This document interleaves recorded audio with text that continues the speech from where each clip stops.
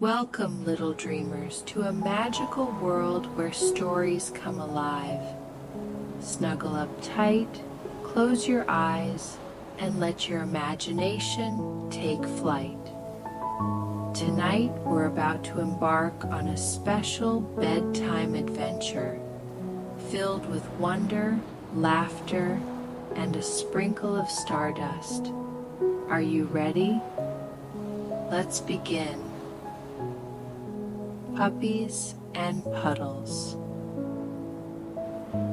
Lady and the Tramp had a mischievous puppy named Scamp, full of energy and curiosity. One sunny day, they decided to take him for a long walk in the nearby woods. The trees rustled gently in the breeze, and the sunlight filtered through the leaves, creating a dappled pattern on the forest floor. As they meandered down the winding path, Tramp turned to Scamp with a serious expression. "Now, Scamp," he said, his voice earnest. "It rained yesterday, and there are muddy puddles about. Be careful where you walk, and try not to jump into any of them." Scamp wagged his tail furiously, nodding as if he understood every word. However, his excitement got the better of him. They hadn't walked far when he spotted the biggest, muddiest puddle he had ever seen. Without a moment's hesitation, he darted toward it and leapt straight in. Splash! The muddy droplets flew into the air like a shower of brown rain, soaking Lady from head to tail. "Oh, Scamp," sighed Lady, shaking her head with a blend of exasperation and affection. "Now I shall have to have a bath when we get home to wash off the mud. You are a trouble and a worry to me." She loved him dearly, but sometimes his adventurous spirit made her anxious. Scamp looked up at her with big, apologetic eyes. "I'm so sorry, Lady," he said. "I won't do it again." But as they continued their walk, the next puddle he noticed was even bigger and looked incredibly inviting. He couldn't help himself. He took off again, and with a joyful yip, jumped in. Splash! This time, poor Tramp was the target of the muddy assault.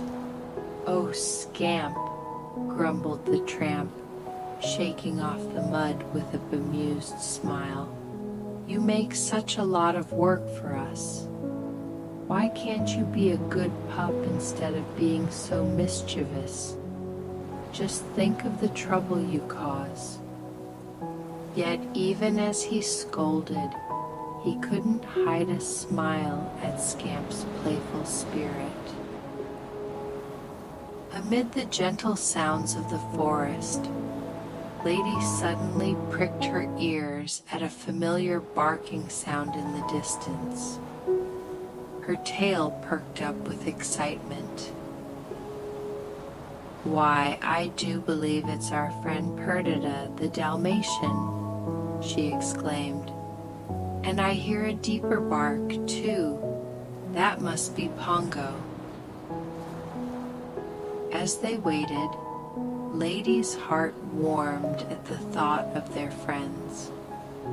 Sure enough, after a short while, Perdita and Pongo trotted into view, looking a little muddy themselves. Behind them came a lively troop of 15 jolly spotted pups, racing around with uncontainable energy.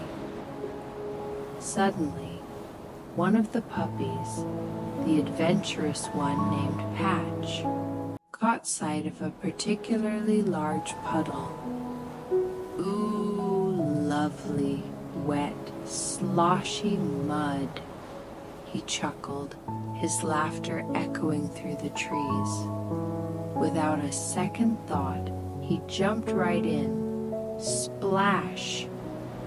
The muddy water flew up like a fountain, and the other puppies watched in awe before joining him in the fun. One by one, they scanned the area for their own puddles, each finding a delightful spot to jump into, creating a symphony of splashes. Before long, 15 showers of muddy water erupted in the air, soaking poor Perdita and Pongo completely. The parents stood there, eyes wide and incredulous, half laughing and half grumbling at their mischievous brood. "What have we gotten ourselves into?"